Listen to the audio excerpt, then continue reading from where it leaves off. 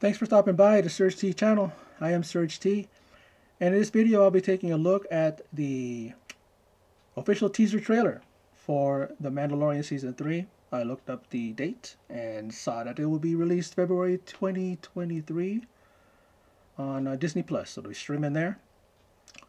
I am a big fan of The Mandalorian, big fan of Star Wars, of course. I saw the Boba Fett TV series, which was good. It didn't really click for me until Mandalorian showed up and Grogu and Jedi Master Luke Skywalker training Grogu. Mandalorian wanting to reunite with the little guy, but then Ahsoka Tano says, "Do you really want to do that?" He decides not to. Gives her a gift. He made him a little shield, not shield, but a vest made of Beskar steel. He wanted to protect the little guy, and I think that was like probably the best part of the TV series. Not the Boba Fett or Fennec Shan, but Mandalorian, who's not even part of that series, although he's part of the lore. They're connected and everything. I mean, Boba Fett was introduced on the Mandalorian, so of course. But like I said, if Mandalorian hadn't shown up like that, I would have been like, "Oh, it's a passable series. It's a good series. It's okay, decent. I like the characters and stuff like that." But it wouldn't have been anything to talk about until the Mandalorian showed up with Grogu, and that's really what it's all about when it comes to the Mandalorian, era there, the aura, whatever you want to call it. And I'm a big fan of Pedro Pascal. He was in Game of Thrones. He was in so many other things. Very good, and I love him as the Mandalorian. And I was really looking forward to whenever they're going to drop the first trailer. And here we are. They dropped the trailer for season 3, and it's of course the official teaser trailer. So before I babble on and keep going without even looking at the trailer, I'm gonna take a look at the trailer. And for those of you who stopped by to check it out, this video, I appreciate it. So come along with me as we take a look at the official teaser trailer of The Mandalorian Season 3.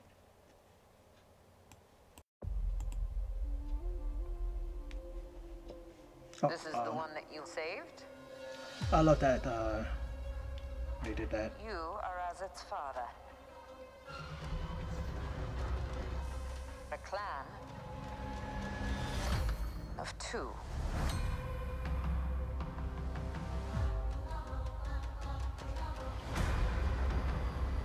But you have removed your helmet. Then you are a Mandalorian. No more. That is the rule, right? Yep, it is.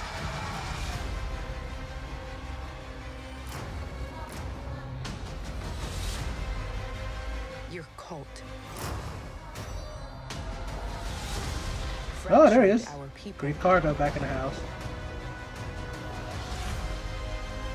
Where were you then? Ooh, that was good, man. That was cool. Did you think your dad was the only Mandalorian?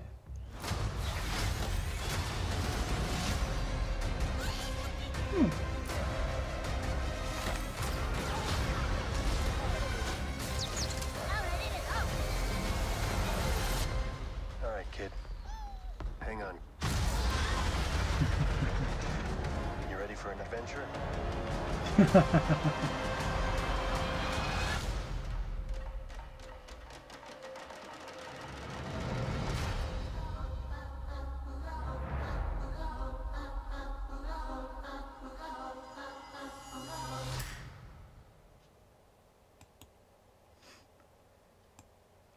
What I absolutely love about Grogu is the fact that he's powerful. He's going to be a powerful Jedi. And he still acts as very innocent, like he doesn't understand or not aware of the world around him. He is so in awe of everything around him. But of course, he's just a baby. He's just a young child. I mean, he's not fully grown, and someone who you used to affectionately call Baby Yoda, Grogu, one of the key, reasons why people are watching The Mandalorian. I enjoy all the other characters. We saw, Grief Karga, played by Carl Weathers, Katie Sackhoff, but it is probably one of the most this is well written, well acted. I love the visual effects. Jon Favreau, who's behind it, the one who pretty much brought up the idea of the Mandalorian to Kathleen Kennedy, I guess, and even whomever else that he talked to. And good thing for him, because his what do you call it? His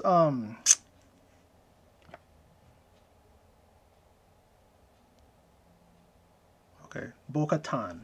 Okay, that's who Katie Sackhoff plays, and of course Mercedes Bernardo plays Koska Reeves. Mercedes Bernardo, we all know, those of us wrestling fans know as Sasha Banks. And she was in here and she did a very good job too in season 2. Yeah, so without Jon Favreau, this series probably would not have seen the light of day. A guy really is a champion for Star Wars fans. We all can say what we want about Disney and their vision of how, they pretty much, effed up Star Wars, especially with the the sequel series, But I had no problem with those. I enjoyed them, for what it was. I get it. People don't really want to think about it. What they did, things that they did were so just out of left field, and things that they did to our beloved characters is very questionable. With with Princess Leia and Han Solo and Luke Skywalker, we would have asked for a better ending for them. A better way for them to go out instead of the way they did. You got even Mark Hamill kind of throwing shade on the thing on it as well. But we're talking about The Mandalorian. And The Mandalorian season 3 looks good. I like where it's going. Love seeing the characters from the previous seasons coming back. And I'm like I always say, I've seen this time and again in my videos, that I'm a person that doesn't really care about canon and the fact that it doesn't, some shows it's like, oh, they don't follow the comics, they don't follow the lore, it's not canon, it's not, I'm not saying that doesn't bother me when they do that. It does. But at the same time, when I'm watching something, I just watch it for what it is. And then later on, I can be like, okay, this is what it's not lacking. This is what it's lacking. This is what they're leaving out. It doesn't there's a plot holes here and stuff like that. I don't do that at that moment. Later on, I'll be thinking, okay, they kind of messed up on that part. Why is that person there? Why is that person, why'd they kill off that person? He's in the comics for another another 5 or 10 series, right? I already call those comics. I don't read comics, so I don't know how they go by. I think they're series or something like that, in the books for that, whatever. But I like to enjoy stuff. I like to just leave my brain at the door and just watch the show, watch the series, watch the movie, Then later on, I'll be like, okay, I get why these people are upset. Why they don't like? Why Game of Thrones they messed up from start after season 4 it fell off, even though season 5 was good in season 6, season 7 a lot of plot holes, season 8 so many holes you can like stick your head in. That's how big the plot holes were, forgetting about characters that they introduced, and then it's just like, okay, but so far so good on The Mandalorian. I like the series. This really did show a lot of promise for the upcoming season. The armorer there telling him that, hey, you're no longer a Mandalorian, you took your helmet off. And he had to. We understand the reason why he did, why he took off his helmet. It's still a no-no, but he did. But, like at the end of, Boba Fett, we saw the reuniting of Grogu and the Mandalorian. I mean, I think they showed it in here when he said "hold on" to him, and then he's like this as they're like jumping into light speed. That's what I'm talking about when Grogu is like such a child. You know, he's so, because you know he's a baby, so he's gonna be like whoa and all that stuff. You know, as they're going into light speed. And that was funny. That made me smile a lot when I saw that part. And even on when they showed that on the Boba Fett. But like I said, I enjoyed that trailer. They gave you a lot without showing you too much, and that's what I like.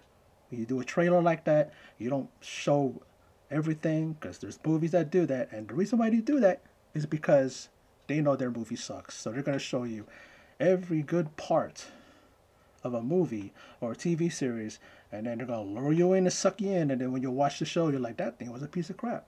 Oh, that thing sucked. Sometimes you don't even see in the show or the movie what was in the trailer. It's like that, you know. Sometimes they film other stuff and they'll put it in the trailer and it's good stuff, and they show you it, and then it's gonna lull you into a false sense. Oh, I'm gonna go check that out, and you see it and you're disappointed. But enough talk, enough going into that. Just want to say that I did enjoy the trailer. I'm looking forward to the probably other trailers that are going to be coming out. It's going to be February next year, so there's going to be a number of trailers coming out, probably even scenes from the movie. So, but I'm not going to do that because I hate when I don't want nothing spoiled. I always say this to people that I know. I go, I don't even want to know that a character walked across the street, what food they ate. You know, people go, well, is that going to spoil it? No, I'm like this. No. I'm saying I don't want nothing to be told. I don't want to know anything. You know, don't tell me anything. I don't care. I don't want you to tell me how they walked, how they ran. And it seems a little, you know, what do you call that? I'm trying to find a word, but people look at it like, going, that's weird. Like, you know, that doesn't have nothing to do with the plot line. But what I'm saying is that I just don't want nothing to be said. Don't tell me what actor's playing who or whatever. I want to be surprised when I go to a series. I don't want to watch it and know something's going to happen. You're just like, oh my God, come on, you know. But anyway, that's my video. So for those of you who stopped by and checked it out, I appreciate it. And in closing, as always, take care.